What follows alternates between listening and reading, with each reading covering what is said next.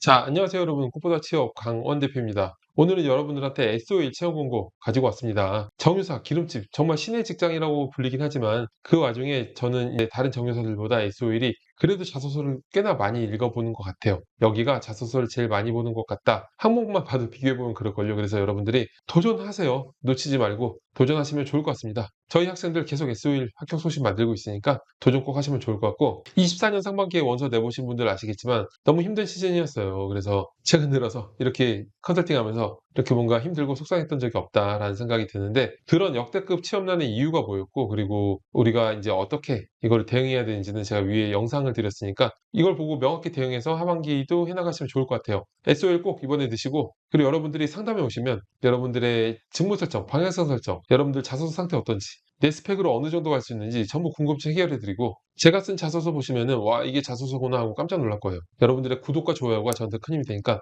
구독, 좋아요 꼭 부탁드리겠습니다. 자, 그러면 SO일은 어떤 기업인가 보도록 하겠습니다. 좋은 기업이죠. SO일은 이제 SK에너지, GS칼텍스, 현대, 오일뱅크와 함께 4개 정유사로 불려요. 근데 제가 활동하는 권역에서는 SO일이 늘 제일 싸다. 그래서 SO일만 찾아다니면서 기름 넣고 있는데, 아마도 제 생각에는 그게 사우디 아람코의 자회사가 최대 주주로 있어서 그런 것 같아요. 또 한국에서 뭐 얼마나 돈을 벌려고 하겠느냐. 자, 시장도 좁은데 주요 사업은 정유 제품, 윤활기유, 윤활유, 석유화학 제품의 제조, 판매, 수송, 수출입 등을 하고 있고, SO일이 국내 정유 화학 분야 사상 최대 규모의 최첨단 복합 석유화학 시설 프로젝트를 성공적으로 완료해서 2018년부터 상업 가동을 시작했어요. 석유에서 화학으로 라는 혁신적인 전환이 이 회사의 포인트니까 꼭 아시면 좋을 것 같고요. 자, 그럼 어떤 직무를 이번에 채용하는가? 사무직, 본사는 경영전략, 경영지원, 마케팅 영업, 재무로 채용이 진행되고요. 사무직 엔지니어, 공장 쪽은 이제 공정 설비 기술, 사무직 공장은 경영 지원, R&D를 또 채용합니다. 산학 재학생 분야도 있어요. 혜택이 엄청나요. 자녀학교 등록금 지원 등 많기 때문에 꼭 알아보시면 좋을 것 같고, 자, 이건 지원서 접수는 9월 20일 금요일 17시까지니까 추석 연휴 때도 열심히 자소서 쓰시면 좋겠죠. 자, 그럼 자소서를 보도록 할게요. 자, 첫 번째 항목. SO일에 지원한 이유와 자신의 특성, 장점이 회사 및 회사 생활을 하는 데 있어 어떻게 기여할 수 있는지 작성을 하는 건데, 이거는 700자, 작년에는 500자였는데, 작년하고 자소서가 많이 비슷해요. 항목이. 근데 조금씩 다른데,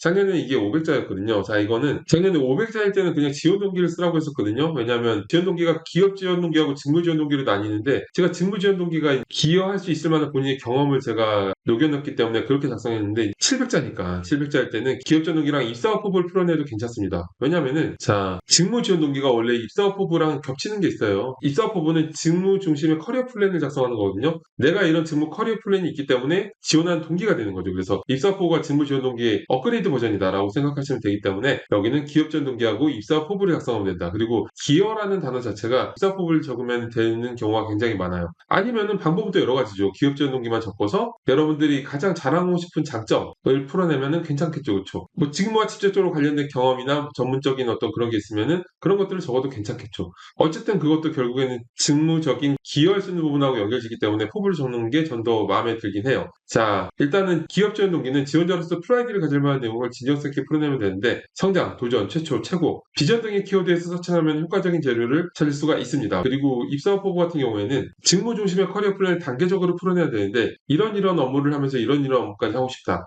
라는 내용을 넣어놔야 되고, 그리고 여러분들이 어떤 장점이 회사에 기여할 수 있는지도 같이 두 가지를 다 넣어야 돼요. 그래서 이게 정석적인 입사업 후보이기 때문에 입사업 후보라고 말씀드릴 수도 있는 거고요. 자, 두 번째, 가장 도전적으로 임했던 일이 무엇이고 성공과 실패 여부를 떠나서 그 경험이 나에게 어떤 의미가 있었는지 작성하는 항목입니다. 자, 이거는 관련된 경험을 스토리텔링하는 항목이죠. 근데 여러분들 경험 항목들이 두 가지 결이 있는 거 아세요? 첫 번째는 저희 마스터 자수 기준으로는 성장 과정하고 힘들었던 경험은 열정, 가치관, 도전 이쪽으로 맞추고 있는데, 이거는 구체적인 솔루션 자체가 중요한 건 아니에요. 어떻게 보면 열정 같은 어떤 그런 마인드적인 부분이 중요한 거고, 저희 자소서 기준으로 장점, 개선, 협업 이런 거는 구체적인 솔루션 과정이 중요한 항목이에요. 이 두 가지가 결이 완전히 다른데 이걸 혼동하는 분들이 있어요. 그래서 여기는 열정이라는 말이 있기 때문에 저희 마스터 자소서 기준으로는 살면서 힘들었던 경험을 쓰면 좋을 것 같아요. 이게 열정하고 맞춰서 적은 거기 때문에 그렇게 풀어내면 되고요. 자, 어쨌든 이건 그러한 경험을 선정해서 스토리텔링 하는 건데, 스토리텔링 효과적인 방법은 일단 상황을 바로 제시해야 돼요. 상황을 바로 제시하고, 그 다음에 문제점을 명확하게 풀어내야 되거든요. 왜냐하면 시청자, 독자,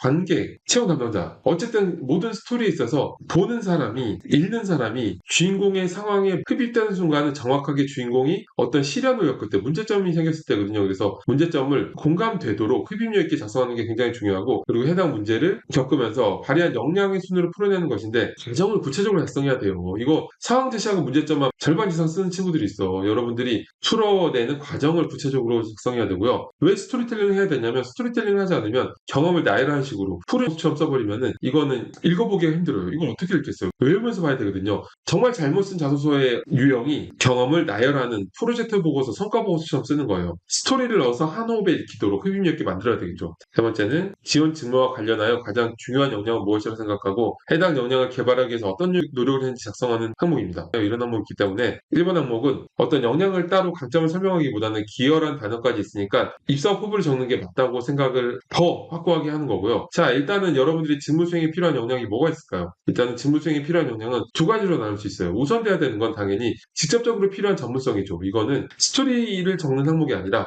가능한 한 내가 실제로 어떤 노력을 기울였고 직무에 얼마나 전문성이 있는지를 풀어낸 거기 때문에 전문성을 어필할 수 있도록 경험들을 컴팩트하게 풀어내면 되는 거고요. 그리고 이런 게 없다면 어쩔 수 없이 커뮤니케이션 능력, 추진력 같은 캐릭터적인 역량을, 스토리텔링을 넣어야 되겠죠. 천재이기 때문에 사실은 두 가지를 각각 소제목으로 구분해서 작성하는 것도 괜찮아요. 전문성, 직접적으로 관련된 경험은 뭐가 있을까요? 이거는 중고신입, 인턴 같은 직무 수행 경험이 있다면 그걸 우선으로 작성하시는 거고요. 그런 게 없다면 이제 관련 프로젝트 경험, 관련 교육 수료 이런 것들을 통해서 얻게 된 역량과 함께 컴팩트하게 나열하면 되고, 자, 그리고 캐릭터적인 역량은 가장 필요한 역량 하나를 선정해서 스토리텔링을 하면 됩니다. 그리고 다음 항목, 공동의 목표를 달성하기 위해 타인과 협업했던 경험과 그 과정에서 본인이 수행한 역할, 그리고 해당 경험을 통해서 얻은 것은 무엇인지 작성하는 항목인데, 이거는 저희 마스터 자소에서 갈등을 준비했던 경험을 넣으면 되겠죠. 이것도 관련 경험을 선정해서 스토리텔링하는 항목이고요. 그런데 여기서 주의해야 될 게, 학생들이 꼭 협업했던 경험 같은 거 쓸 때 갈등이 발생하는 과정만 구체적으로 작성하고 해결 방안을 그냥 아이디어를 내서 해결했다고 하는 친구들이 많아요. 그러면 안 되겠죠. 왜 협업, 팀워크라는 워딩을 넣겠어요? 그런 워딩을 넣는 이유는 여러분들의 커뮤니케이션 역량을 보기 위한 거예요. 안 그러면 아이디어를 냈던 경험을 쓰라고 하지 왜 이런 걸 쓰라고 하겠어요. 그래서 과정을 꼭 상황에 맞추면 커뮤니케이션 역량을 어필할 수 있도록 작성해야 돼요. 마지막, 자, 직장인으로서 꼭 갖춰야 할 직업 윤리는 무엇이라고 생각하는지 본인의 경험 및 가치관에 비추어 작성하는 항목입니다. 이게 정답이 있는 건 아니지만 SOL 인재상 보면은 건전한 가치관과 윤리의식을 가진 사람이라는 항목이 있어요. 그래서 그 항목에서 부연 설명하는 문장의 키워드가 화합이나 책임감이니까 두 가지 중에서 하나를 초점을 맞춰서 기술하는 것도 효과적인 방법입니다. 저는 책임감을 쓰는 걸 굉장히 좋아하는데요.